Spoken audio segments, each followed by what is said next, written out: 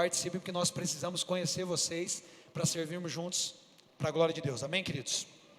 Abra a Bíblia comigo lá em Gênesis capítulo 3. Gênesis capítulo 3. Deixa aberto aí. Eu estou com a versão NVI, tá, Luizinho? O pastor fica mudando de versão toda hora. Você abriu aí, nós vamos orar. Feche seus olhos. Pai, em nome de Jesus, nós te agradecemos mais uma vez o fato de podermos estar aqui, Senhor, nesse lugar, onde o Senhor diz que é a tua casa, meu Pai. Paulo diz que isso aqui é a coluna, é o baluarte da verdade na terra. Que mensagem gloriosa, sabermos que nós estamos num lugar onde nós lutamos para o estabelecimento e a pregação da verdade, e nós sabemos que a verdade é a tua palavra é a verdade absoluta sobre o universo, sobre as nossas vidas, e por isso nós nos alegramos tanto em poder ouvir a tua palavra nessa noite, que teu Espírito Santo possa me usar pelo seu poder, pela sua instrução e pela sua sabedoria para trazer discernimento nessa noite, uma palavra de exortação, que coloque os nossos corações no eixo, que faça-nos enxergar quais são os seus planos para nós, aquilo que o Senhor tem para as nossas vidas, que seja revelado nessa noite, em nome de Jesus, pelo poder da sua palavra. Se você crê, diga amém. Glória a Deus. Você crê mesmo? Diga amém então. Amém.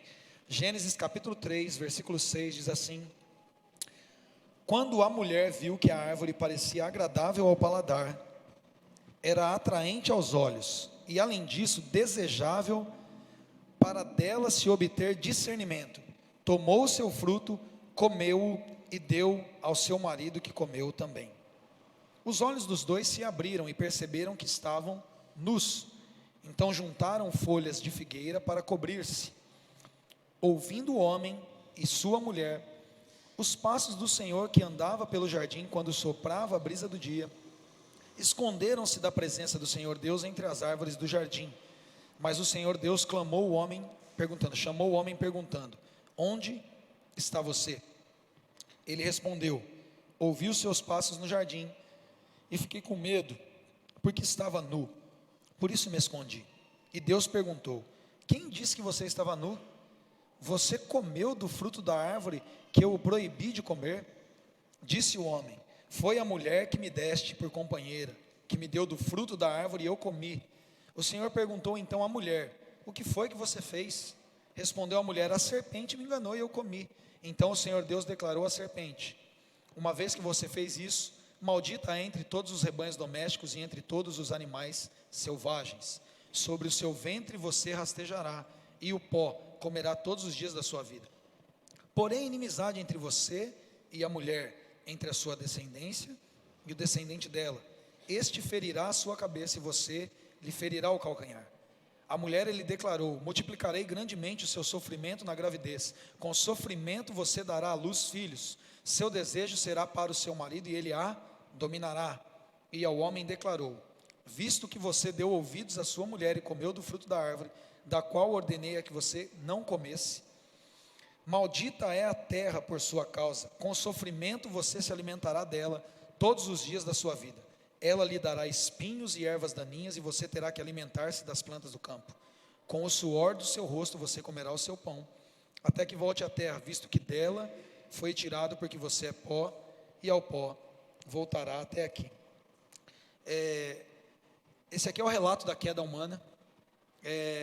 Provavelmente seria um dos capítulos mais tristes da história da humanidade, se dentro dele já não tivesse ali embutido a revelação da graça de Deus através da pessoa de Jesus. Nós sabemos disso agora, né? Que o que estava sendo anunciado aqui era a respeito da vinda de Jesus, aquele que feriria a cabeça da serpente com o seu calcanhar, mas até então Adão não sabia de nada. Adão ouviu aquilo como algo que provavelmente ele não tem entendido naquele momento. Mas é muito triste porque nós vemos aqui o problema que o pecado causou na humanidade. Foi instantâneo e foi imediato. O homem, ele tinha uma capacidade plena, uma sabedoria espetacular, porque Deus havia soprado o seu espírito dentro do homem. O homem havia sido feito à imagem de Deus, e Deus, quando ele viveu o homem, o que reviveu o homem, o que trouxe vida ao homem, né? Não o que reviveu, mas o que viveu o homem, foi o fôlego da vida de Deus. Deus soprou ali o seu ruar, que é o seu fôlego, que é o seu espírito. Então o homem passou ali a ter a essência de Deus dentro dele. E nós percebemos por esse próprio texto que era um hábito de Deus se aproximar do homem no jardim para ter comunhão com ele. Então o homem tinha uma instrução de Deus para se afastar dessa árvore, para não comer dessa árvore. Nós percebemos que no primeiro momento que o homem fez isso, ele teve a sua natureza divina completamente corrompida, porque é isso que o pecado faz. O pecado destrói o homem. O pecado destruiu a raça humana nesse momento. O homem até então ele tinha prazer em ouvir os passos de Deus no jardim.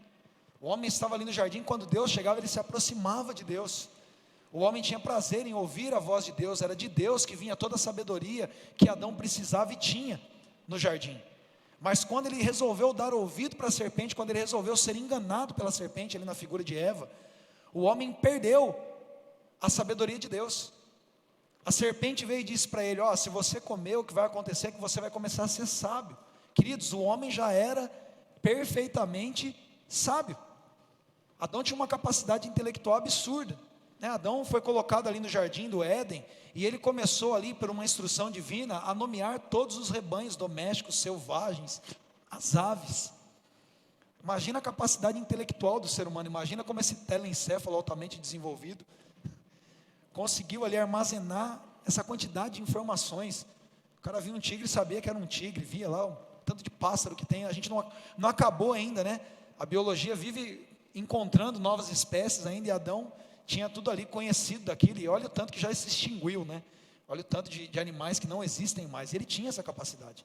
Na verdade, a proposta da sabedoria que Satanás deu para ele, não foi a sabedoria pura que vem de Deus, mas a sabedoria que destruiu a pureza de Adão. Qual que foi a primeira coisa que acontece aqui com Adão e Eva, no momento que eles tomam do fruto e comem? A palavra de Deus diz que então os seus olhos se abriram, e eles perceberam que estavam nus.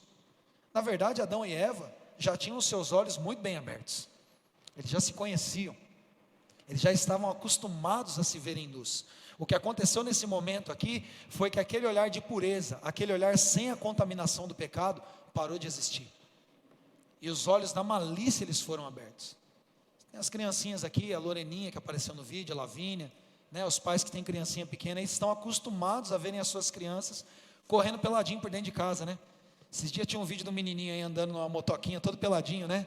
Subindo na moto e saindo peladinho, é mó barato. Você olha para aquilo ali, não tem nenhuma concepção de nudez naquilo, né? Por mais que ainda existam, quando isso acontece é totalmente demoníaco, né? Alguém que consiga olhar para uma criança com um olhar pernicioso, é totalmente diabólico, mas na natureza no comum, na graça comum que os homens têm de Deus, não existe malícia numa nudez infantil. A criança está peladinha dentro de casa, mas quando ela começa a crescer um pouquinho mais, a gente começa a colocar roupa, ensinar ela que ela tem que cobrir as partes do corpo, né? Digo isso na nossa cultura ocidental aqui, onde nós não somos, né, parte de nenhuma tribo, lá onde é normal andar pelado, né, irmãos? A gente aprendeu a cobrir o corpo, você precisa fazer sempre isso.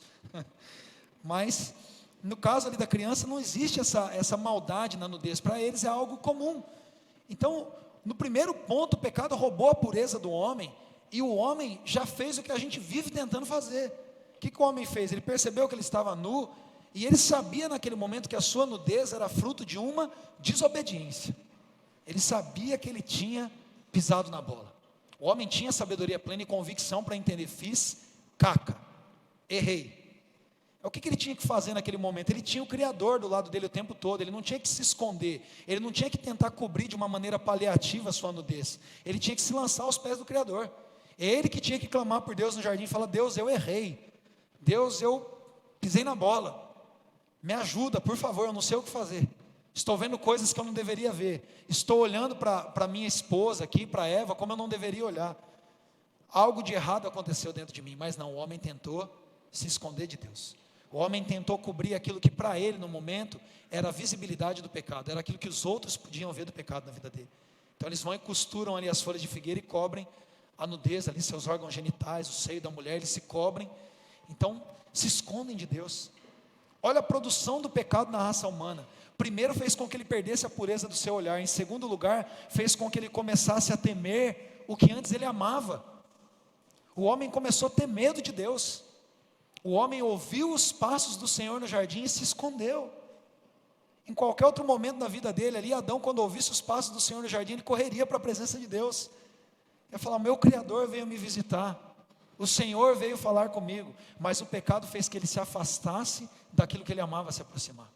Fez que ele se escondesse da presença mais gloriosa que ele tinha no jardim. Certa vez eu estava compondo uma música falando sobre graça, sobre essa recuperação, que a gente só encontra em Jesus, e a primeira estrofe da música diz exatamente isso: tudo era tão calmo e brilhante, a sua voz enche esse jardim, de repente eu caio num instante e eu temo os passos perto de mim. Foi exatamente isso que aconteceu. Um instante anterior ao pecado, a voz de Deus enchia o jardim, era a alegria de Adão, e Adão era a alegria de Deus. A glória de Deus enchia aquele lugar e Adão tinha prazer naquilo. O pecado entrou, aquilo que alegrava o jardim começou a causar medo no jardim. Aquilo que enchia o coração dele de prazer começou a ser um problema para ele. O pecado faz isso na raça humana. O pecado faz isso com a gente. E muitas vezes nós somos teimosos, porque nós sabemos o tanto que o pecado é destrutivo para nós. Salomão diz em Provérbios que aquele que peca, violenta a sua própria alma. Olha que loucura. O pecado é uma violência contra a própria alma, é uma mutilação. É como se você estivesse fisicamente pegando uma faca ali, se cortando, arrancando pedaços do seu corpo, se agredindo. O que peca, violenta a alma. A violência na alma foi causar exatamente essa confusão dentro do interior de Adão, fazendo com que ele começasse a ver maldade aonde só existia pureza, começando a fazer com que ele temesse aquilo que ele deveria amar. Olha como Satanás foi astuto. Satanás vendeu uma sabedoria para Adão, que não era a sabedoria que ele precisava ter, porque ele já tinha a sabedoria de Deus. Ele tinha o deleite dele no prazer e na presença de Deus. Ele tinha toda a instrução e todo o conhecimento vindo direto da fonte do conhecimento.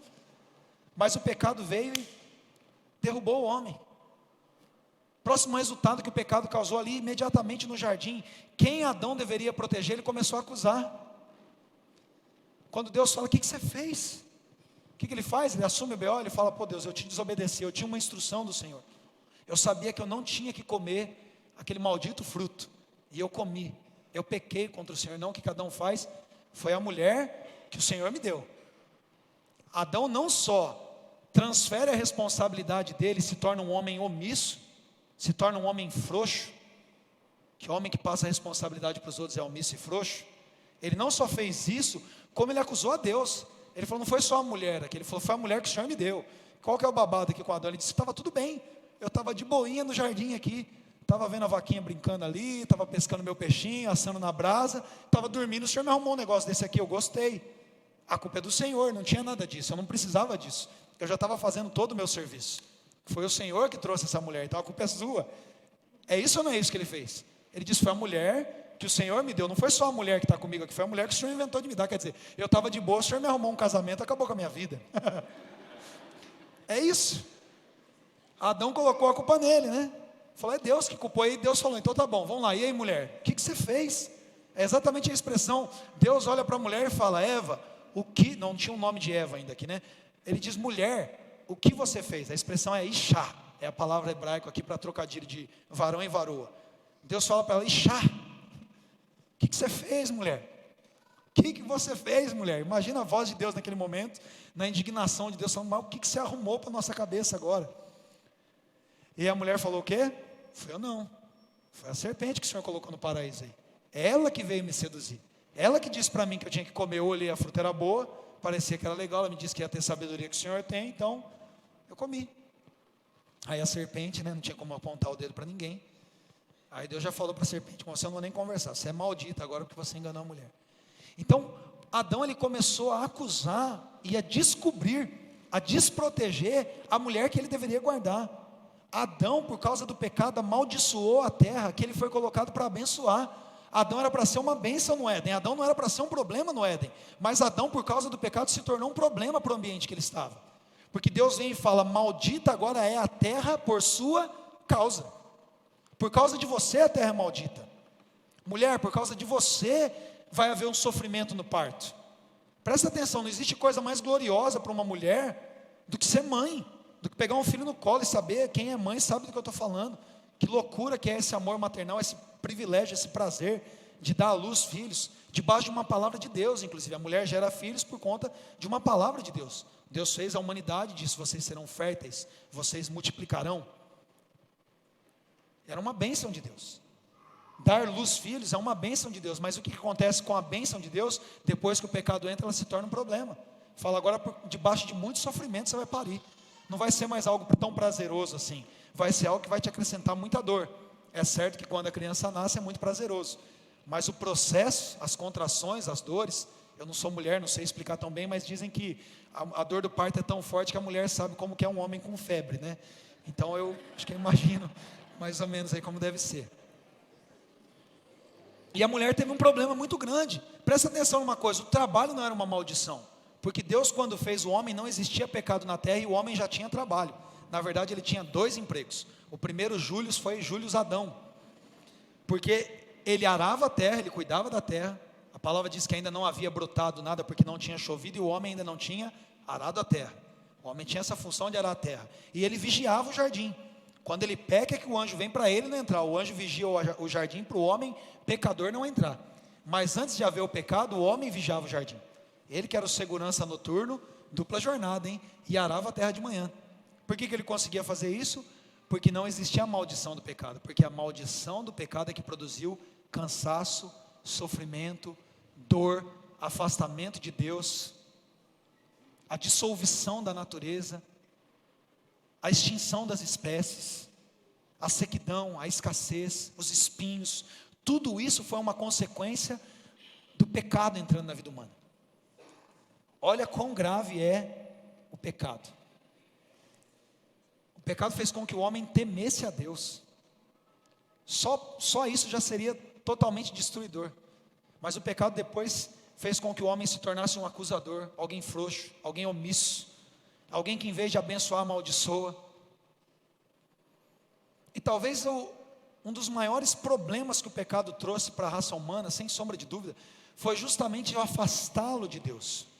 Porque é o pecado que nos afasta de Deus. Não é Deus que se afasta de nós por causa dos nossos pecados, mas é a produção da maldade do pecado em nós que nos afasta de Deus.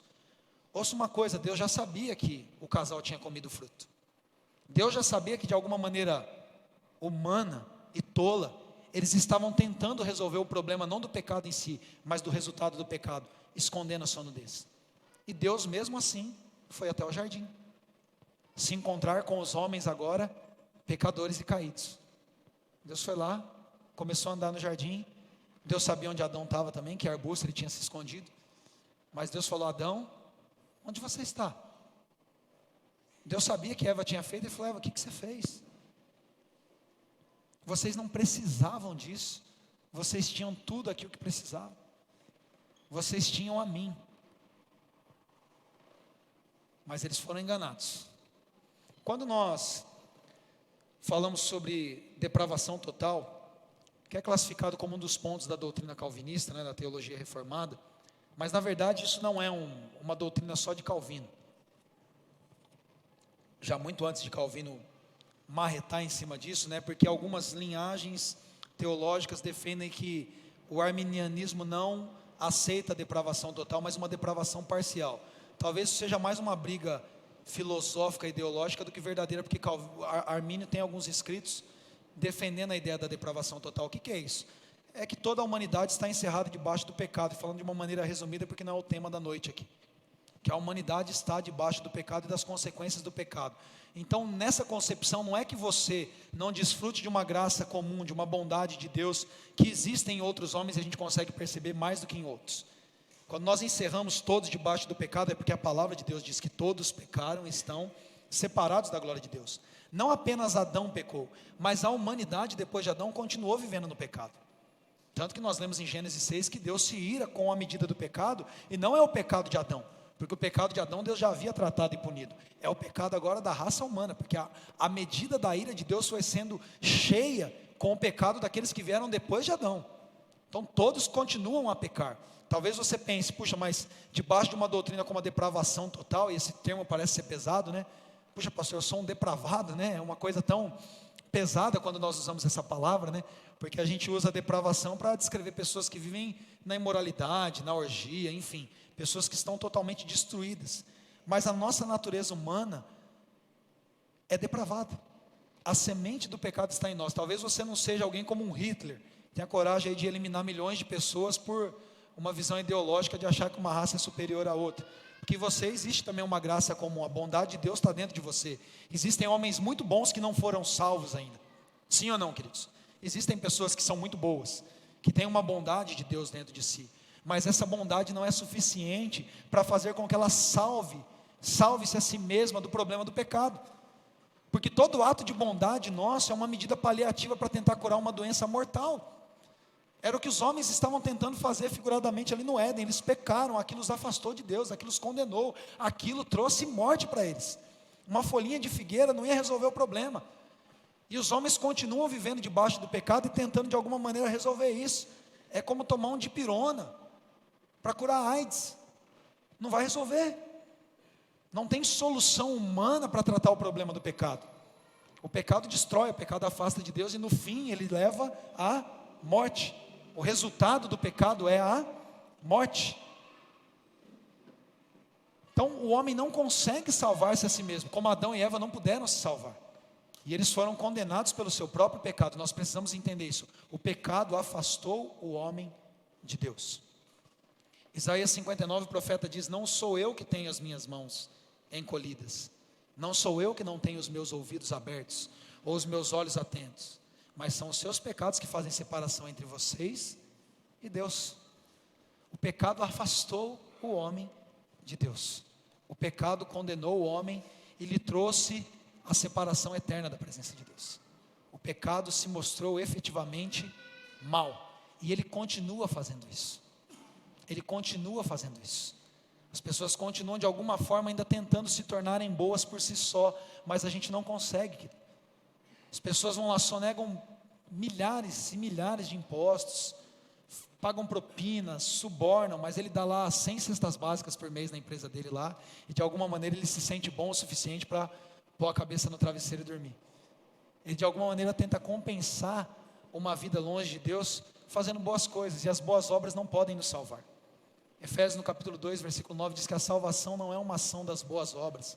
Ninguém pode salvar-se a si mesmo, para que ninguém se glorie diante de Deus, porque não existe um justo, não existe ninguém que seja bom.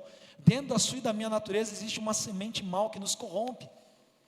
E o resultado do pecado é tudo isso que nós vemos dentro da decadência, não apenas de um ser humano de uma forma individualizada, mas da raça humana. Hoje eu estava batendo um papo no almoço com um primo, e eu não tinha lido essa notícia, mas disse que esse surto, por exemplo, que nós tivemos recente de febre amarela, foi provavelmente a partir do rompimento da barragem de Brumadinho, que houve uma morte de muitos animais ali, de espécies ali, que são responsáveis justamente por quê? Por comer inseto, por acabar ali com as pragas ali, aqueles sapos, por exemplo, que a gente não vê mais sapo, né? Lagartixa, cada vez a gente vê menos, eles são controladores de pragas. Mas a gente não precisa sair pisando em sapo, matando lagartixa, de uma maneira muito sutil. A gente está fazendo isso o tempo todo. A gente ocupa mais a cidade, a gente polui mais os rios. Aí qual a consequência desse egoísmo humano, dessa destruição da natureza que nós estamos fazendo ainda? Nós mesmos somos destruídos. Se você somar todas as mortes humanas por feras do campo, leão, rinoceronte, serpente e tal, nem todas essas mortes causadas por esses animais juntos superam a morte que os mosquitos causam. Os maiores eliminadores de raça humana são os mosquitos, né? Inimigos ali, praticamente ali, que não são tão percebidos assim que nem um leão. Se o leão vier atrás de você correndo para te devorar, vai ser muito fácil perceber.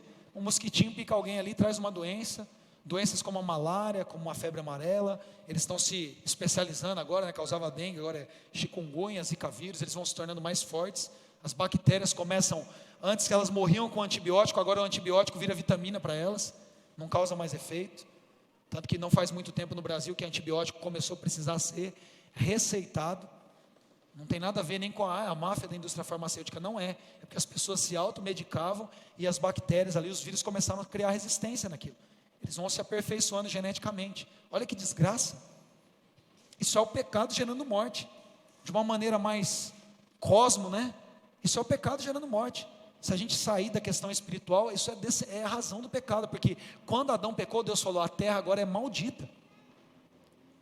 Você ia plantar um negocinho aqui, naturalmente o rio ia correr, o sol ia brotar, você ia colher daquilo. Agora não, agora vai produzir abrolho e espinho. Agora você vai, ralar. E sem sombra de dúvida, queridos, essa foi a artimanha mais hostil do nosso inimigo para nos manter ocupados. Sabe, eu comecei a meditar muito nessa coisa, porque na terça-feira passada nós sentamos aqui com dois irmãos aqui que exercem funções, no governo. Tinha o Caio Cunha aqui e o Saulo Souza, os dois são vereadores, lá em Mogi, aqui em Mogi, lá em Poá. E nós começamos a bater um papo sobre isso, e eu tenho uma mente muito despertada para essas outras coisas, mas quando eu saí daqui, eu fui para casa ainda estudar um pouco mais, que eu fiquei batendo um papo com o Saulo mais tempo, o Saulo já é um amigo de mais data, e eu fiquei batendo um papo com ele, e eu comecei a estudar mais ainda a história da igreja em relação a isso, porque nós começamos a não querer nos ocupar com essas coisas, com essas áreas da sociedade.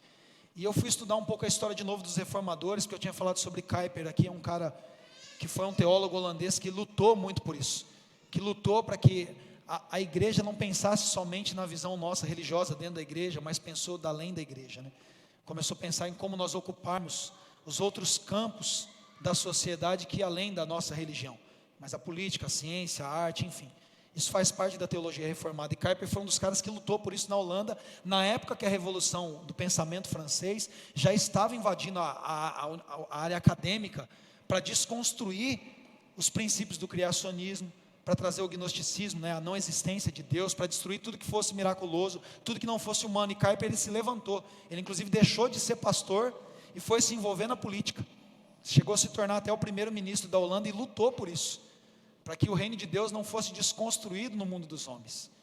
E eu saí daqui pensando muito nisso. Eu falei, meu pai, a gente está se perdendo nessas coisas, a gente está muito ocupado com o nosso mundo cristão, com a nossa cristandade, com o nosso universo eclesiológico, com o nosso mundinho de crente, em outras palavras, e a gente está abrindo mão de espaços que nós precisamos novamente ocupar. E eu comecei então a meditar nisso. Eu falei, tem algo errado nisso. E aí o Espírito Santo falou exatamente isso para mim, falou, a arma do diabo é manter vocês ocupados, distraídos e burros. Pasmem, foi exatamente isso que eu ouvi.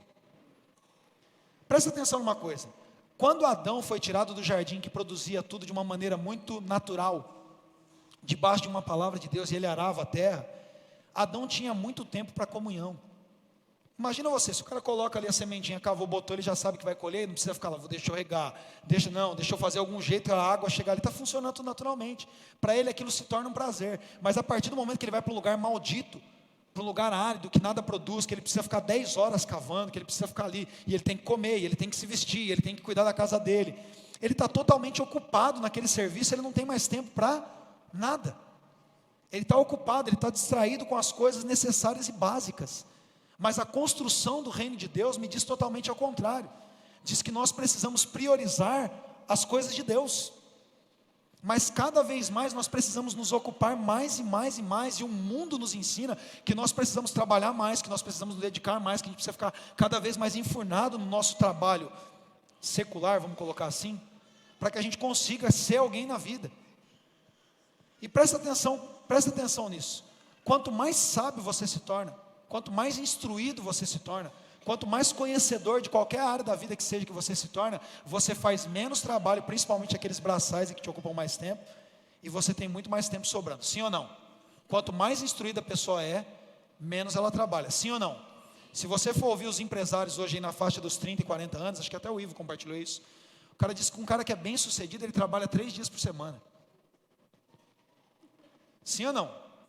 É uma tendência no mundo empreendedor, do cara começar a entender que ele precisa trabalhar menos.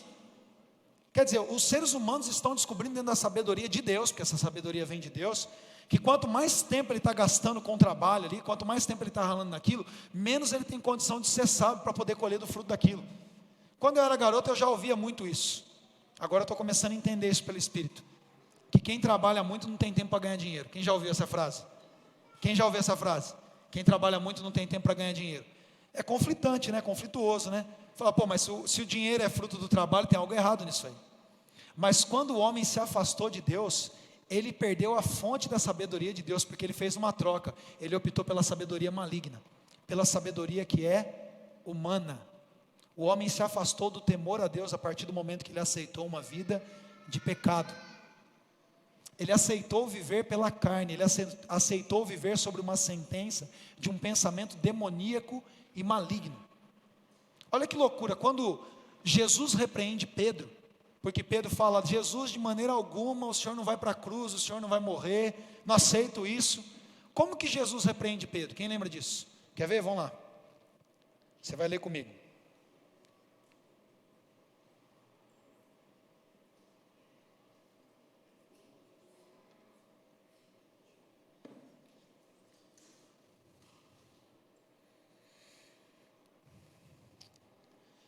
E quando eu não subo com a Bíblia de papel, às vezes ela me dá um nó aqui, viu?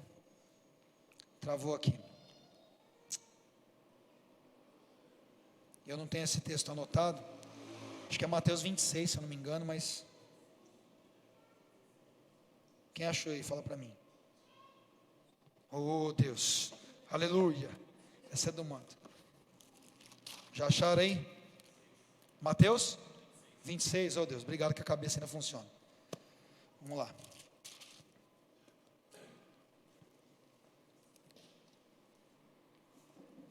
Qual que é o versículo aí? Mateus 26, 47. Obrigado, André. Não é esse aqui não é esse texto não. Mateus 16. 16. Obrigado. Mateus 16.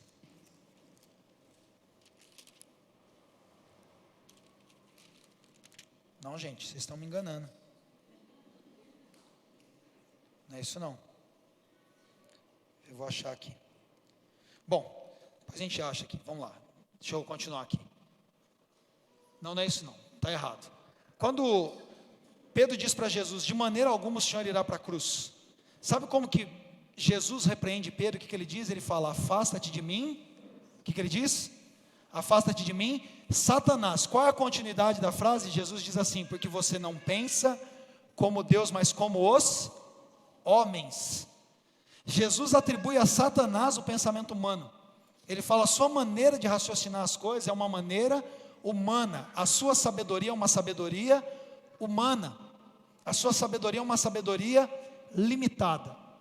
Quando Satanás propõe para Eva, para ela comer do fruto que estava no jardim, diz, coma desse fruto, porque você vai começar a ter um conhecimento. O conhecimento não era o conhecimento como o conhecimento de Deus, porque esse conhecimento eles já tinham. Eles conheciam exatamente tudo que Deus gostaria que eles conhecessem no tempo certo. Assim como nós vamos instruindo os nossos filhos na medida do que eles podem aprender, Deus estava instruindo Adão e Eva. Eles iam saber de tudo no tempo certo, mas sem a incidência do pecado na natureza deles. Mas Satanás vem então e propõe uma nova sabedoria para eles, diz, vocês vão conhecer tudo, os olhos de vocês vão ser abertos, não os olhos da pureza de Deus, mas os olhos da malícia de Satanás. Quando Satanás fala através de Pedro, Jesus repreende Satanás, fala, você pensa como os homens, a sua sabedoria é limitada, você não entende as coisas. Olha lá, obrigado, Mateus 16, 22. Então Pedro, chamando à parte, começou a repreendê-lo, dizendo, Senhor, isso nunca te acontecerá. Versículo 23, Jesus virou-se e disse a Pedro, para trás de mim, Satanás, você é uma pedra de tropeço para mim, e não pensa nas coisas de Deus, mas nas coisas do homem. Algumas versões dizem, você não cogita como Deus, você raciocina como os homens. Ou seja, você não tem a amplitude da sabedoria para entender as coisas futuras. Quando o pecado entra na raça humana, nós somos limitados na nossa sabedoria. Então nós começamos a pensar de uma maneira atrofiada. Nós começamos a pensar de uma forma reduzida. Nós começamos a ser roubados do conhecimento de Deus. Então cada vez mais nós ficamos ocupados com coisas que não nos trazem conhecimento. E a gente fica trabalhando para ganhar dinheiro, a gente fica trabalhando para ter coisas. E a palavra de Deus está o tempo todo falando, vai e vende tudo que você tem e compra a sabedoria. Use todos os recursos que você tem e adquira sabedoria, adquira conhecimento. Busque mais conhecer a Deus. O salmista diz, aquele homem que teme o Senhor, ele ensina os segredos que estão no coração de Deus. Ele instrui no caminho que deve escolher. O que Satanás faz? Mantém a gente distraído, mantém a gente ocupado. Cada vez mais a igreja está ficando ocupada com coisas que não deveria estar ocupada.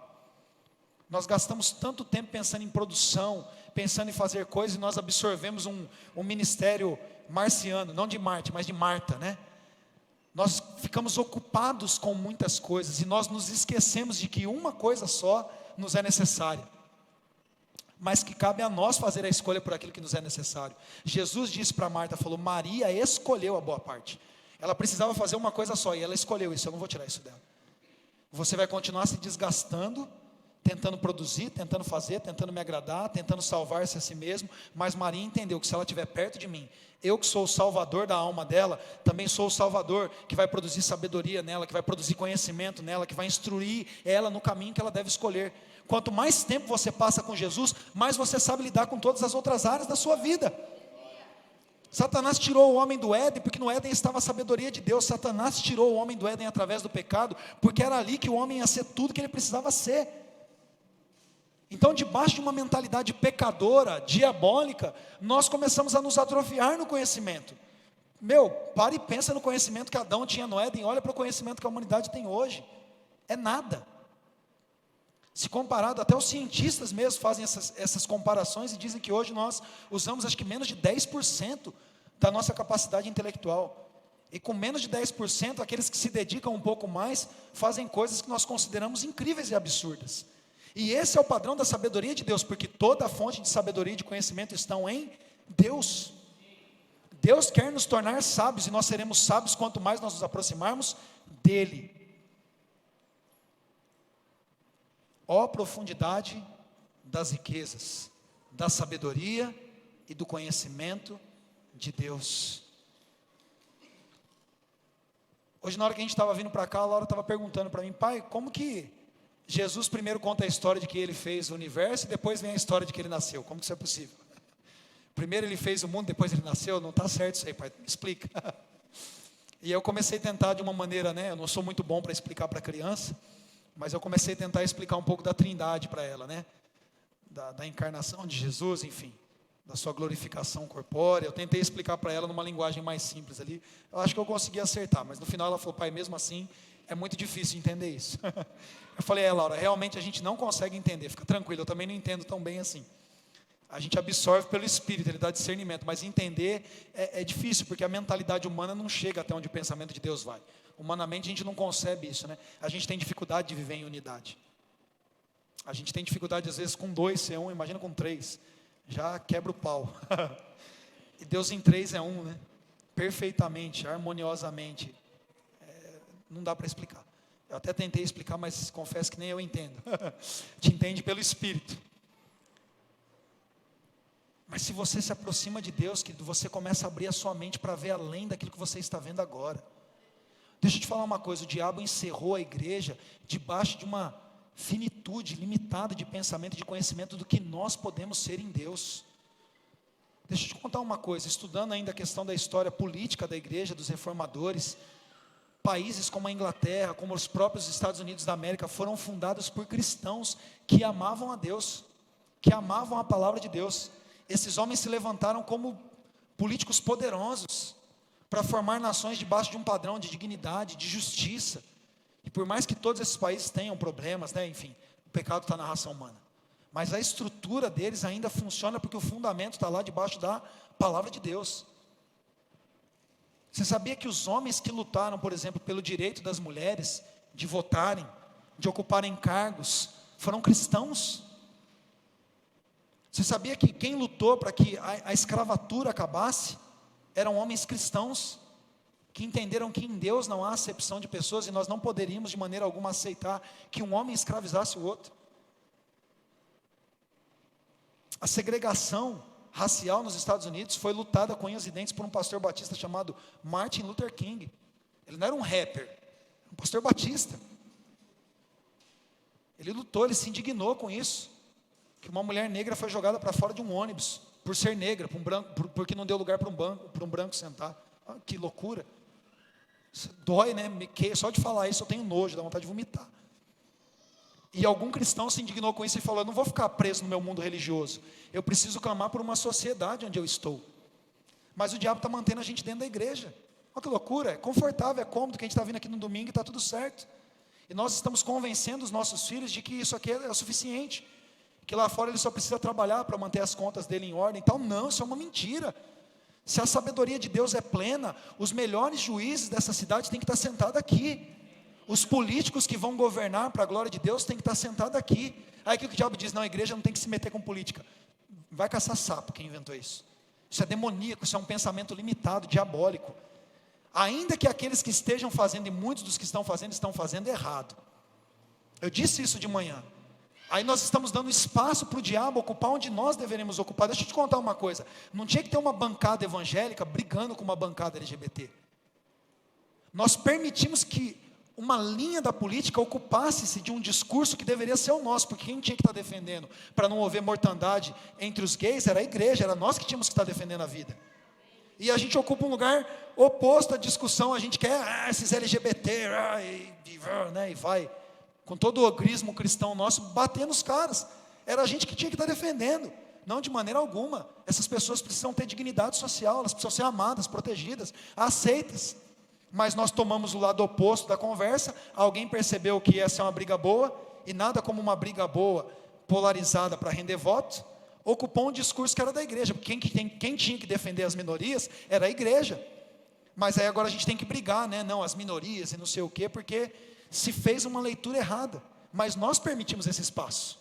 A gente reclama, tem professor lá doutrinando a cabeça do meu filho, é porque você não está na sala de aula dando aula. É porque você não está lá que tem alguém ocupando o seu lugar.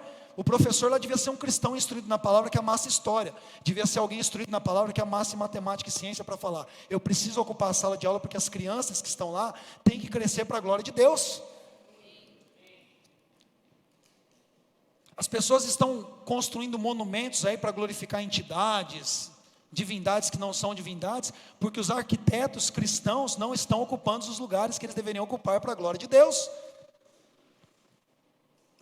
As pessoas estão ouvindo besteiras dos psicólogos, psicanalistas, psiquiatras, porque nós temos poucos médicos para a glória de Deus. E você tem condição, dentro de você, de uma sabedoria divina, porque o Espírito Santo habita dentro de você, de se tornar alguém muito sábio. E você deve amar a sabedoria, porque a palavra de Deus diz, ama a sabedoria. Gasta tudo que você tem para possuir sabedoria. Eu não estou falando da sabedoria humana. Tiago diz, a sabedoria humana não se aproveita para nada. Carne e sangue não podem herdar o reino de Deus. Nós não conseguimos resolver esse problema do pecado, mas Jesus na cruz resolveu o problema do pecado, não apenas para te salvar, mas para sanar todas as consequências do pecado. A gente toma um dipirona para curar um câncer, é isso. A gente tenta ser um pouquinho bom para anular, mas Jesus lá na cruz, Ele destruiu o poder do pecado. Ora, se alguém vai e arranca o mal pela raiz, tudo que vem a partir daquilo é eliminado. Se Jesus te salvou na cruz, querido, para te mandar para o céu, para te tirar do inferno, como diz em Colossenses, se Ele conseguiu te transportar de um reino de trevas para um reino de luz, Ele não consegue fazer com que você, que tem dificuldade de aprender alguma coisa, comece a se tornar sábio para aprender outro idioma, para passar numa universidade de medicina. Você acha que Deus não pode fazer isso? Mas o diabo limita a gente em pensar que Jesus só veio, ainda que isso seja muito bom, suficiente, glorioso, para me salvar e para me tirar do inferno, e nós anulamos que todas as outras coisas, que são resultados do pecado, foram consertadas na cruz também. Por isso a palavra de Deus diz que Ele morreu para nos salvar, mas Ele também se fez pobre para que você fosse rico. Mas nós estamos lá tentando resolver as coisas do nosso jeito, e a gente se cansa, e a gente não obtém bons resultados. Tiago ainda diz, tem alguém falta de sabedoria, faz o quê? Pede para Deus. Eu preciso melhorar profissionalmente, eu preciso me desenvolver. Você sabe aonde estão escondidos todos os tesouros que você precisa para ser o melhor empreendedor? Sabe onde estão? Diga comigo, em Jesus. Repete isso com convicção, diga, em Jesus estão todas as fontes de sabedoria. Ele é a própria sabedoria de Deus, querido. Tem dificuldade para entender matemática? Ore ao Senhor. Diga, Senhor, eu preciso entender essa bendita da matemática. Se o Bhaskara algum dia descobriu essa bendita da fórmula, ele aprendeu isso com Deus. Antes do Bhaskara saber, Deus já sabia. Antes que Abraão viu o dia de Jesus e glorificou. Aí os fariseus falaram, você não tem nem 50 anos, como que Abraão viu você? Aí que Jesus diz, antes de Abraão ser, eu sou. Quando Deus fundou o mundo lá, quando Deus colocou os alicerces da terra, a sabedoria, como diz Provérbios, falando de Jesus, estava lá e lhe serviu de conselheiro. Quem instruiu o Senhor, quem foi seu conselheiro? Nós, porém, temos a mente de Cristo. Entende isso, querido? O diabo quer te manter ocupado, distraído e burro, ele quer roubar seu tempo, ele quer roubar sua comunhão com Deus. Presta atenção, você fica 2 horas fazendo meme e figurinha, mas não consegue ficar 2 horas lendo uma carta. Você consegue ficar 6 horas na frente de uma porcaria. Deixa eu ver Stranger Things. Deixa eu te falar, não existem coisas mais sobrenaturais do que a palavra de Deus pode ensinar para você, querido. Aí você está lá, um burrão na frente da Netflix, lá e não entende o que é uma carta de Colossenses. Isso é resultado do pecado, porque o pecado te afasta da sabedoria de Deus. Mas quando você encontra no Senhor a sua fonte de deleite, de prazer, você não tem coragem de ficar 6 horas na frente da televisão, você devora a palavra de Deus. Deixa eu te falar uma coisa, eu falei isso de manhã, e eu vou repetir porque eu concordo com isso. Você não pode afirmar que é cristão e que não gosta de ler. Isso é impossível. Se você é cristão, você fala, mas eu tenho preguiça de ler. Você está mentindo sobre uma das duas coisas. E provavelmente não seja sobre a sua preguiça de ler. Você está dizendo que você tem preguiça de ler, você deve ter. Mas quando você se converte ao Senhor, você começa a amar a sabedoria. Então você precisa pedir isso para o Senhor. Falar, Senhor, muda meu coração. Porque enquanto você não está lendo aqui, querido, enquanto você tem dó de colocar o seu filho de 6, 7 anos para ler a Bíblia, uma criança muçulmana já sabe usar um fuzil e já sabe o Alcorão. Aí depois o cara se torna um advogado, um jurista famoso, um cara que devora um código processual penal e vai colocar o seu filho na cadeia. Perfeito. Enquanto você está aí com medo de estudar, jovem, está gastando seu tempo com baboseirinha, com rolezinho, trabalha só para comprar uma roupa, fica em casa só de boa e não faz nada, tem alguém que está ralando, tem alguém que está estudando, tem alguém que vai se tornar alguém importante, tem alguém que vai fazer uma lei depois, que vai fazer com que você ganhe muito menos do que você poderia ganhar. E o Senhor está te chamando para a sabedoria. A sabedoria está gritando nas ruas. Vocês que são faltas de entendimento, venham. A igreja de Cristo precisa se tornar uma igreja influente e relevante. Isso não tem nada a ver com o nosso tamanho ou o nosso número de membros. Isso tem a ver com a importância que nós temos na sociedade onde o Senhor nos colocou. Queria chamar a equipe de louvor aqui. Abre comigo lá em Colossenses. O Senhor está te chamando, o Senhor quer te capacitar, queridos. Eu, enquanto for pastor dessa igreja aqui, eu vou começar a pagar o preço para fazer com que os filhos dessa igreja aqui, aquele pessoalzinho que está lá em cima, amem a sabedoria. Que eles queiram se tornar doutores. Que os neurocirurgiões de Mogi, os mais famosos, estejam naquela salinha lá em cima. Que os desembargadores mais famosos e justos estejam sentados aqui nessa plateia. Você não vai ser só um advogado com OAB, não. Você vai ser um desembargador de justiça. Você vai ser um ministro do Superior Tribunal de Justiça, do Supremo Tribunal Federal. Tem prefeito dessa cidade sentado aqui. Tem vereadores dessa região sentado aqui. Política é coisa de crente, sim. É a gente que tem que dominar as cadeiras. Porque a justiça vem de lá. Nós é que vamos fazer leis justas para proteger as pessoas. Somos nós é que vamos fazer com que a justiça social chegue às pessoas. Querido, eu não quero ser político, não vou lançar minha candidatura, que essa mente demoníaca tua não te engane. Eu sou pastor de igreja, eu já entendi o meu chamado. Não quero nem saber disso, eu quero passar longe disso. Por mais que eu ame isso, eu não tenho chamado para aquilo. Meu chamado é o púlpito. Meu chamado é profético, é pastoral. Eu estou dizendo isso porque eu acredito que aqui tem gente que vai fazer isso e vai fazer isso muito bem feito. E eu quero que você creia nisso, eu quero que você entenda que a sabedoria está te chamando. Ah, pastor, mas tem algum problema eu fazer um trabalho braçal? Claro que não. Construa prédios para a glória de Deus. Seja o melhor profissional, seja o profissional mais requisitado na sua área. Não se contente de saber fazer uma ligação elétrica. Seja o melhor que você faz. Não importa o seu ofício, no que Deus te chamou. Você vem para Cristo e você permanece no estado em que você foi chamado. Se é um técnico de informática, ora ao Senhor para que você consiga concluir uma faculdade, seja um analista de sistema, que você construa para a glória de Deus algum tipo de sistema, de tecnologia que faça que a pregação do Evangelho seja traduzida para os idiomas que nunca chegaram.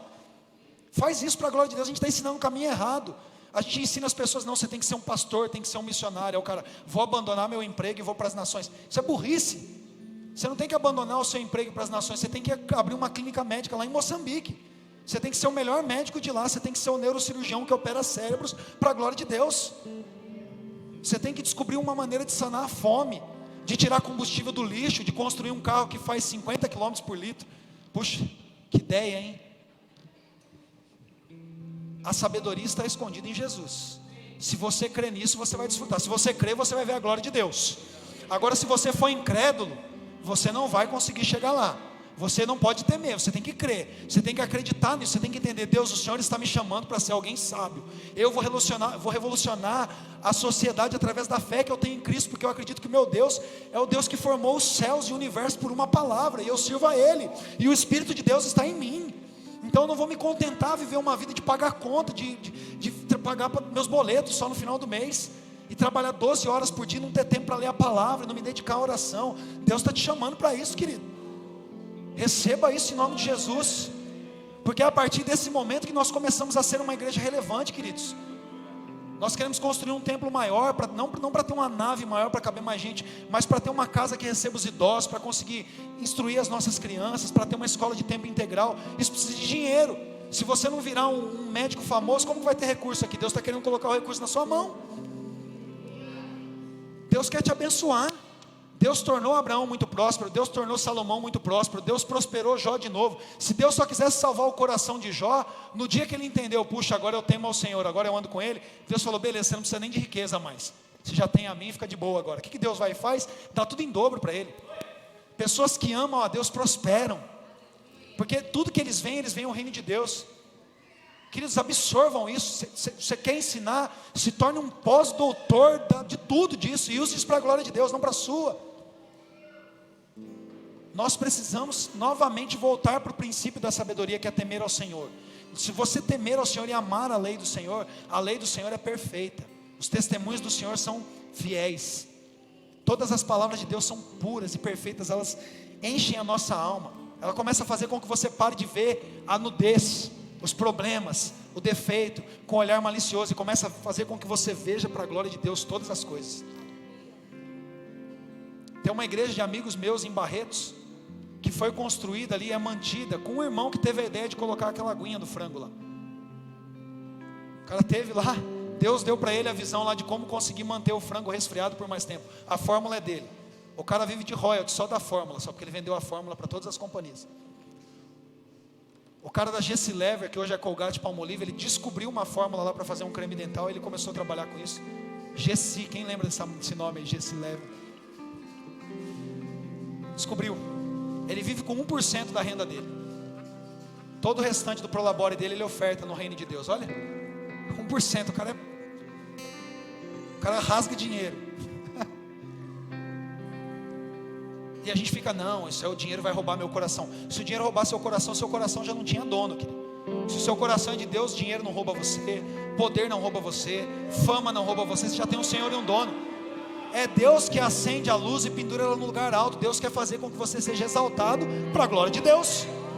Se você for o melhor neurocirurgião do Brasil, cara, que negócio louco. Quem que é? Um membro lá da Igreja Batista de Mogi das Cruzes. Ninguém faz uma cirurgia dessa sem procurá-lo. Ó, o dinheiro vai correr atrás de você. Aí você vai, imagina você com o recurso que você tem do seu trabalho, fala, não, a escola da igreja que mantém 100 crianças em tempo integral é com o meu dízimo. Está entendendo isso? Não, essa escola cristã que tem aqui, ó, que tem 3 mil alunos matriculados aqui, é um irmão da igreja lá, que é um empresário lá, ele descobriu uma fórmula lá, ele descobriu como que um motor pode fazer 50 km com 1 litro de lixo reciclado. O cara não sabe nem onde enfia o dinheiro. Já tem hospital construído na África, tem escola aqui. Aí, está entendendo o que eu estou falando? Não para uma cobiça má, para pensar em ter, em ser alguma coisa, mas para usar o poder da glória de Deus para ser bênção. Seja você uma bênção. Isso é muito louco. Deus falou isso para Abraão, falou, Abraão, seja você uma bênção. Aí Deus lançou sobre ele a palavra de prosperidade, de riqueza e de bênção sobre Abraão. Falou, vou abençoar os que te abençoarem, vou amaldiçoar os que te amaldiçoarem, porque você é o foco da minha bênção na terra. Você é o foco da bênção de Deus sobre a terra. Mas você precisa querer isso. Abre o seu coração, comece a falar com Ele, feche seus olhos. Comece a falar, Deus, muda minha mente, metanoia nessa noite em nome de Jesus. Paulo diz, não vos conformeis com esse mundo quer que você fique burro, esse mundo não quer que você cresça, esse mundo não quer que o crente seja médico, não quer que o crente seja prefeito, esse mundo não aceita um cristão ser um presidente da república, ser um desembargador, mas Deus sim, Deus vê você assim, Deus vê a gente governando o mundo. Ele falou, governem, dominem. Isso é uma palavra sobre a sua vida. Começa a falar com Ele, começa a não aceitar uma visão de comodismo. Fala, Deus, perdão, eu vou me dedicar mais, eu vou estudar mais, eu vou ser o melhor naquilo que o Senhor tem me colocado, eu vou fazer conforme as minhas forças, aquilo que o Senhor colocar nas minhas mãos. Eu vou cortar cabelos para a glória de Deus, eu vou maquiar gente para a glória de Deus, eu vou indicar dietas para a glória de Deus, eu vou clinicar para a glória de Deus, eu vou crescer para a glória de Deus. Senhor, rompe nessa noite toda limitação da sabedoria. Coloca em nós fome e sede pela Tua presença, pela Tua palavra. Coloca em nós um coração puro que ama o Senhor, que deseja servir o Senhor não apenas dentro da igreja, mas quando sair da igreja continue sendo uma labareda de fogo nas nossas clínicas, nos nossos escritórios, nos nossos salões, nas nossas oficinas. Deus, restaura a sabedoria na mente dos Teus filhos, em nome de Jesus. Se você ora em outras línguas, comece a orar em outras línguas no seu lugar. Deixa o Espírito Santo começar a te instruir pela glória dele. Coloque-se de pé, levante suas mãos para Ele. Comece a adorar o Senhor. Oh Deus, que noite maravilhosa na Sua presença, Pai.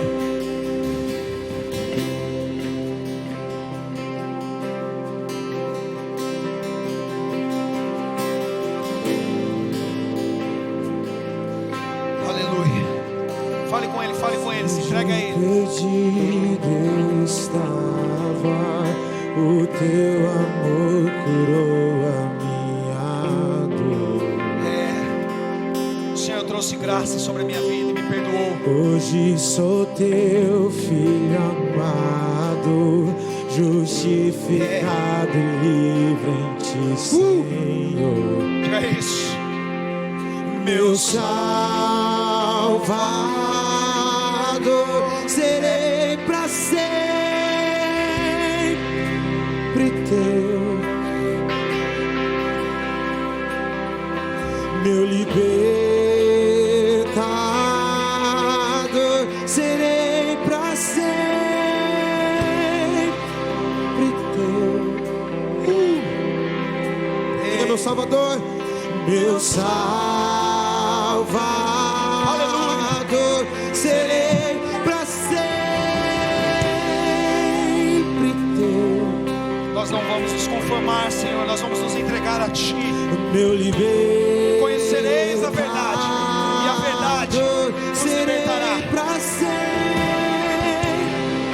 Liberta-nos nessa noite pelo conhecimento da verdade, Deus. Limpo e resgatado, meu coração se abriu para Tua. Invade esses corações com a Tua luz nessa noite, Senhor. Revela em nós a identidade do Teu Filho amado. Não vivo mais pra Tua glória, pra Tua glória. Sou livre pra viver por Ti, Jesus. Eu viverei pra Tua glória, Deus. Meu Salvador, serei pra sempre.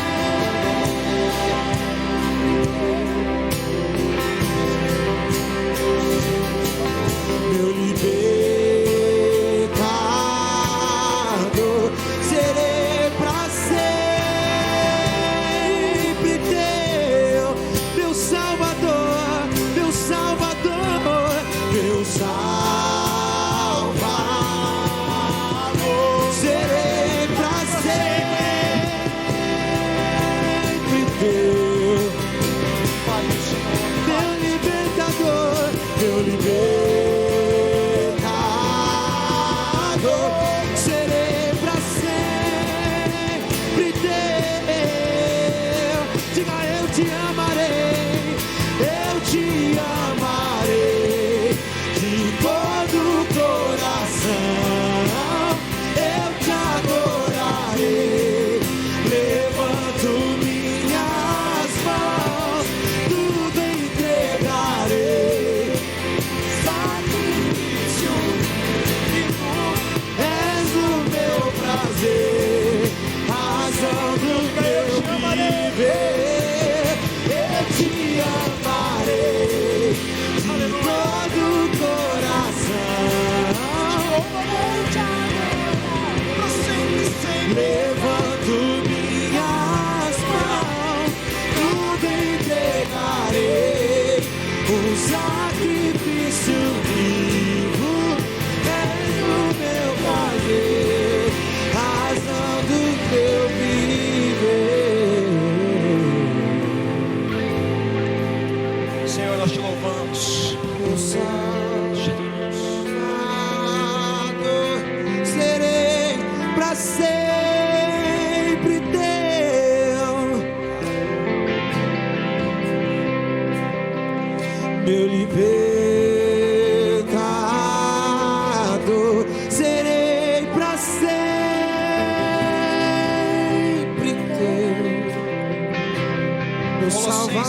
Colossenses capítulo 1. Abra comigo lá em Colossenses capítulo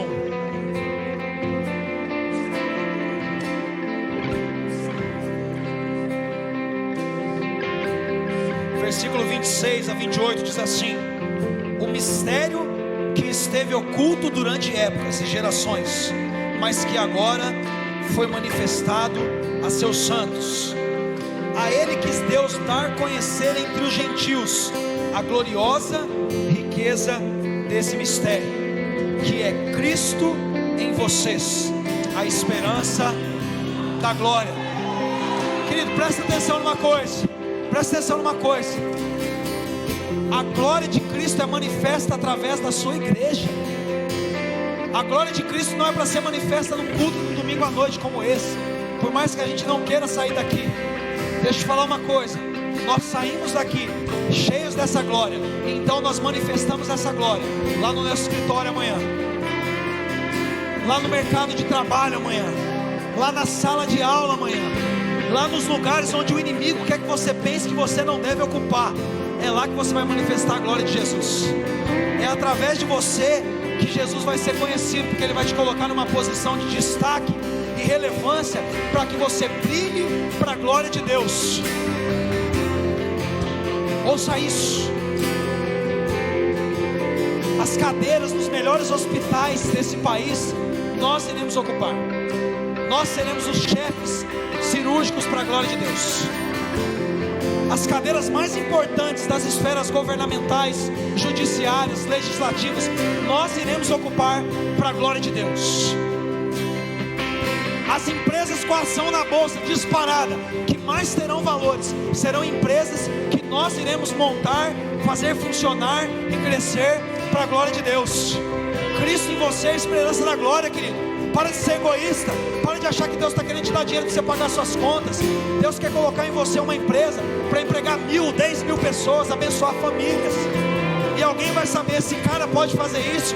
Essa mulher chegou nesse patamar porque a glória de Deus veio sobre ela, porque ela tinha uma visão de fazer com que o desemprego diminuísse.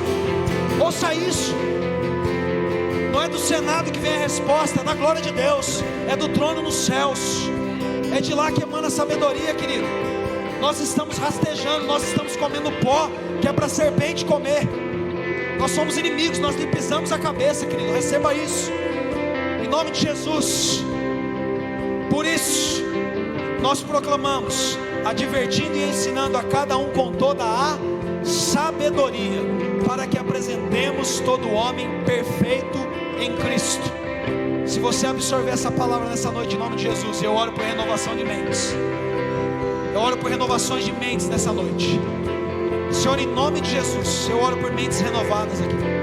Que nós entreguemos a nossa vida totalmente para o Senhor. O Senhor resolveu o problema do pecado quando o Senhor entregou a sua vida na cruz. E o Senhor disse que estava tudo pronto. Então nós queremos viver debaixo de uma palavra de descanso, sabendo que o Senhor já fez tudo por nós.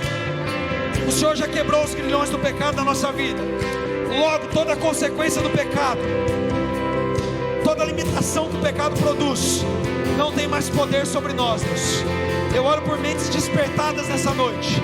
Eu oro por mentes abertas e renovadas pela transformação do poder da Tua palavra. Eu oro por irmãs e irmãos ousados, que no meio da crise serão como um leão. Que no meio da crise serão como um leão, ousados, porque o justo é ousado como um leão. Que serão sábios no meio da obscuridade, que serão prósperos no meio, Senhor, do caos. Em nome de Jesus, através da Tua igreja, faça com que a Tua glória seja conhecida. Em nome de Jesus, em nome de Jesus. Você pode aplaudir a Ele, você pode glorificar a Ele. Aleluia. Amarei de todo o coração. Aleluia. Eu te adorarei. Levanto minhas mãos, tu me entregarei. O sacrifício vivo és o meu prazer, razão do meu viver. Levante suas mãos. Que o amor de Deus, o nosso Pai, que a comunhão com o Espírito Santo e que a graça de Jesus